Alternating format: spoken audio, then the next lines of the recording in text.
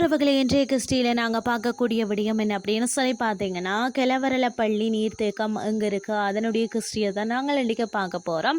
தொடர்ச்சி அந்த காணொலியை பார்த்தீங்கன்னு சொன்னால் கண்டிப்பாக இந்த கிறிஸ்டி வந்து உங்களுக்கும் பயனுள்ளதாகவும் அமையும்.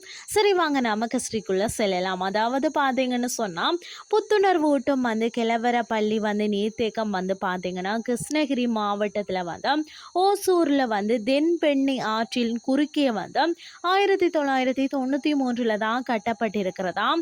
இதன் கொள்ளளவு பார்த்தீங்கன்னா 481 மில்லியன் கன அடிகள், உயரம் 13.50 மீட்டர்களாகவும் இருக்கிறதாம். அதாவது இங்கு காணப்படும் ஏராளமான பறவைகள் வந்து நம்மளுடைய கண்ணுக்கு வந்து விருந்தளிக்கக்கூடிய மாதிரி இருக்கும்னே சொல்லலாம். பொழுதுபோக்கிற்காக வந்து விளையாட்டு உபகரணங்கள் நிறைந்த பூங்காவும் வந்து அமைந்திருக்கிறதாகவும் சொல்லப்படுகிறது. நம்மளுடைய வாழ்க்கையில வந்து பரபரப்புல இருந்து விடுதலை அளித்து உள்ளத்தை வந்து பரவசப்படுத்தக்கூடிய ஒரு தலம் அப்படின்னு சொன்னா இந்த அணையை வந்து சொல்லலாம். அது மட்டும் இல்லாமல் பார்த்தீங்கன்னா செழுமை மிகுந்த தென்பெண்ணையின் வளங்களை வந்து ரசித்து பொழுத வந்து போக்கலாம் என்று சொல்லலாம். இதனுடைய சிறப்பம்சங்கள் என்ன அப்படின்னு சொல்லி பார்த்தீங்கன்னா, அணையின் நீர்த்தேக்கம் மதகு வழியை வந்து ஆர்ப்பரித்து செல்லக்கூடிய நீரை வந்து காணக்கூடிய மாதிரி இருக்கும். கூட்டமான பறவைகளை வந்து பார்க்கக்கூடிய மாதிரி இருக்கும்.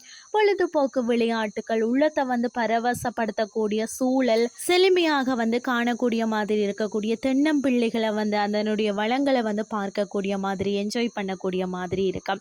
சரி, நாங்கள் இந்த அணைக்கு வந்து எப்படி செல்றது அப்படின்னு சொல்லி பார்த்தீங்கன்னா, ஓசூரில் இருந்து 8 கிலோமீட்டர் தூரத்திலேயும் கிருஷ்ணகிரியில இருந்து பார்த்தீங்கன்னா 52 கிலோமீட்டர் தூரத்திலேயும் உள்ள கிளவரப்பள்ளி வந்து நீர்த்தேக்கத்தை வந்து பேருந்தின் மூலமும் நீங்கள் செல்லலாம்.